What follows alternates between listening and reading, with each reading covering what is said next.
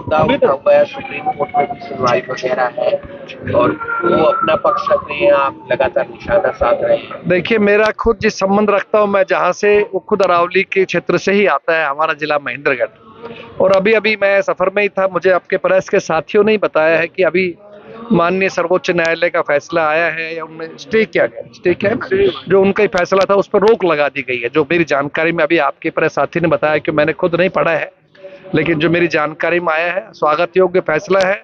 और हम ये समझते हैं कि कोई भी कार्य ऐसा नहीं होना चाहिए जिससे आम जनजीवन पर असर पड़ सके। अरावली का एक बहुत महत्वपूर्ण मुद्दा है, हमारे लाइफ लाइन है। वहाँ न केवल पक्षी, जीव जंतु, पौधे, और सबसे बड़ा तो अरावली की जो पहाड़ियां हैं, जिनसे यहाँ हमारे पोल्यूशन में बहुत फर्क पड़ता है, गर्म लुओं से फर्क पड़ता है, बारिश का असर में फायदा होता है।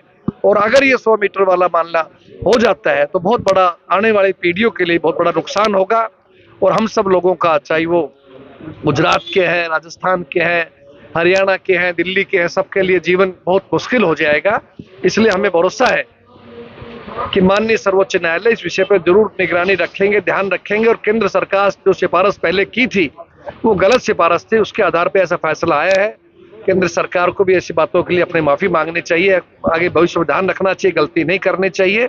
और माननीय न्यायालय पर हमें पूरा भरोसा है। केंद्रीय मंत्री तो ये कह रहे हैं कि अरावली का जो प्रकरण है वो पूरी तरह से काबू में। देखिए, आपके सामने है, कौन क्या कह रहा है वो तो आप ज्यादा जानते हैं, मैं नहीं कह सकता। लेकिन हम तो इतना कह सकते हैं कि जो वास्तविकता में पर्यावरण का प्रेमी है, जो वास्तविकता में अपने देश का ही चाहता है, प्रदेश के ही चाहते हैं, वो सभी चिंतित है। हरियाणा में चाहे थोड़ा सा अभी लोग गंभीरता से सुप्रीम कोर्ट तरफ देख रहे हैं, लेकिन राजस्थान की खबर आप पढ़ चुके होंगे, हजारों लाखों लोग सड़कों के ऊपर है, बहुत बड़ा आंदोलन चल रहा है। हमारी पार्टी की तरफ से भी स्पष्ट रूप से निर्देश है। हरियाणा के अंदर भी हमने सब अध्यक्षों से बात करके, और हम आज का ही इसका विचार कर रहे हैं, तो फैसला की इसके बाद कोई रणनीति बैठ के बनाने की बात है। हमें पूरा भरोसा है सर्वोच्च न्यायालय के ऊपर, इस पर न्याय होगा।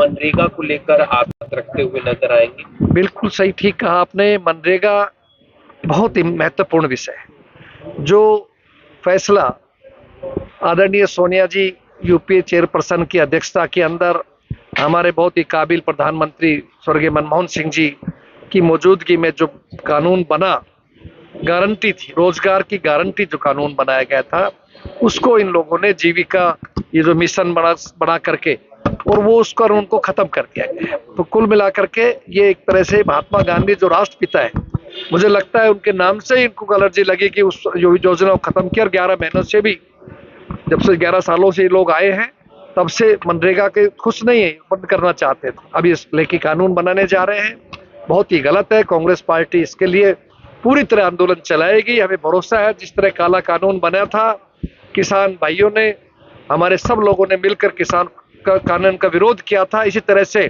गरीब लोग, मजदूर लोग, कोई बात नहीं, साइन तो कर दिए, गरीब लोग, मजदूर लोग मिलकर के आंदोलन करेंगे, सड़कों पे बैठेंगे, और सरकार को मजबूरन इस कानून को वापस लेना पड़ेगा और मनरेगा को गरीब के हित में चालू करना पड़ेगा।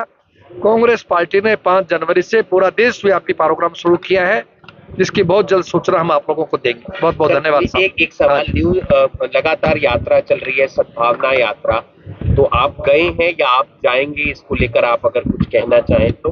मेरे ख्याल तो कोई जरूरत नहीं, बहुत कह चुके हैं। सही आप गए हैं उस यात्रा में? नहीं, मैं नहीं गया हूँ। सद्भावना यात्रा के बारे में बहुत स्पष्ट रूप से हमारी पार्टी का दिशा निर्देश सामने आ गए थे, इसलिए हमारी तरफ से कोई बैन नहीं। जो साथी जाना चाहे स्वागत जा सकता है, कोई नहीं जाना चाहे तो उसकी मर्जी, हमारी तरफ कोई नहीं। कांग्रेस की ऑफिशियल यात्रा नहीं थी, हमने कहा था, हमारे पास ऑल इंडिया कांग्रेस कमेटी से कोई निर्देश नहीं आए थे। धन्यवाद।